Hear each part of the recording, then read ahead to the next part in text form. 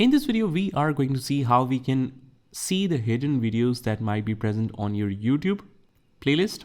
So if you're unable to delete those from your playlist because they are hidden, let's see how we can make that unhidden.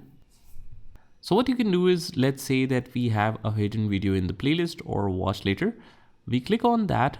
So after that, what you do is, let's say that this playlist has some unavailable or hidden videos. We click on this particular option and we get the option of show hidden videos or unavailable videos. Let's try it for the playlist as well. You can select any playlist, let's say this one, or let's say we head over to this playlist and we get the option of show unavailable videos. Click on that. And after that, you will see a couple of videos that are deleted videos, as you can see here. After that, what you can do is just, you can remove the like videos, remove them from the like videos like so, next to the three dotted icon, and remove them one by one. And once you complete that, you should be able to delete the complete playlist as well.